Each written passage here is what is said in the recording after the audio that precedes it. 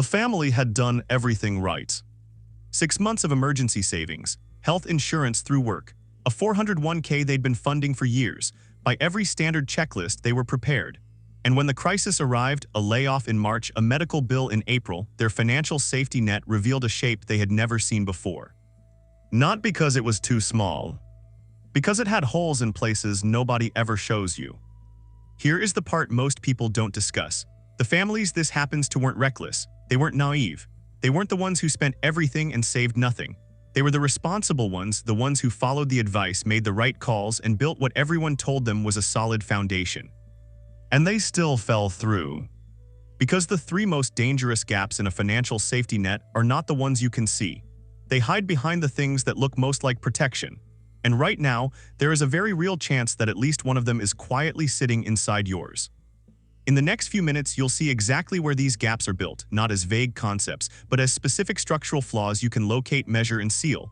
None of them require a financial advisor. None of them require a large amount of money. They require knowing exactly where to look. But here's why timing matters more than most people realize. A gap sealed before a crisis is a 30-minute exercise. The same gap discovered during a crisis has a different name. And every month that passes with these 3 oversights intact is a month where your financial safety net looks completely fine from the outside while quietly failing from within. The first gap is this. What most people call a diversified financial foundation isn't actually diversified at all. Think through what financial security looks like for a working American family. Income to cover monthly expenses, health insurance to absorb medical costs, retirement savings growing in the background, an emergency fund for the unexpected, 4 pillars, 4 legs on the table. That's the mental picture most people carry, and it feels solid. Now look at what's underneath it. 3 of those 4 legs grow from the exact same root. Your income comes from your employer. Your health insurance is tied to your employment status. Your retirement contributions depend on that paycheck continuing to arrive. Only one element, your emergency savings, stands independently. That is not diversification. That is what engineers call a single point of failure dressed to look like a portfolio. When a layoff hits, and for most American families it does eventually, whether anticipated or not, it doesn't just remove income. It removes income, health insurance, and retirement contributions in the same moment. 3 legs fall from one event simultaneously. And the emergency fund, which was calibrated to handle a short gap in one source of stability, is now being asked to hold the weight of 3. That's not what it was built for. The practical fix doesn't require a second career or a dramatic pivot.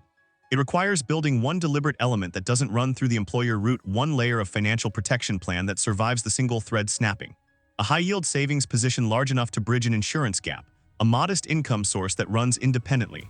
The specific form varies by situation, but the principle is constant.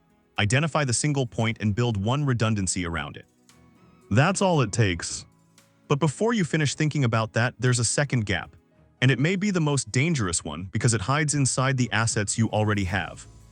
Here is a question almost nobody has honestly answered. How much of what you own can you reach in 72 hours without a penalty, a tax consequence, or a forced sale at the worst possible price? Not how much you have. How much is genuinely accessible right now under pressure in a real emergency? A fully funded 401k feels like security, but the moment you need to access it before retirement age, it sits behind a 10% early withdrawal penalty plus ordinary income tax. You don't lose access permanently, you just pay heavily to reach it at the exact moment you can afford at least. Home equity feels like wealth. But converting home equity to liquid cash during a financial emergency takes weeks, sometimes months, and typically involves borrowing or selling under conditions that are already unfavorable. Long-term CDs, bonds in mismatched duration, certain investment accounts with settlement windows. All of them carry timing friction at the precise moment when zero friction is what you need. Capital preservation isn't just about having enough. It's about having enough that you can actually reach. Here is how the liquidity timing problem plays out in real life. A family faces an unexpected financial shock. They check their accounts, the numbers look reassuring, then they start doing the math. The retirement account has a withdrawal cost. The CD matures in 4 months. The home equity line of credit takes 3 weeks to activate. The investment account is down, and selling now would turn a temporary loss into a permanent one. The money exists, it's just not in the right form to be useful in the right time frame. The fix here is a liquidity audit, a structured way of mapping what you own by how quickly it can reach your hand, penalty-free under actual emergency conditions. Most people who do this for the first time don't discover they have nothing accessible. They discover that their accessible tier is significantly thinner than they assumed, while their locked but feels secure tier is far larger. That asymmetry is exactly what the second gap is made of. Identifying it closes it. And then there's the third gap.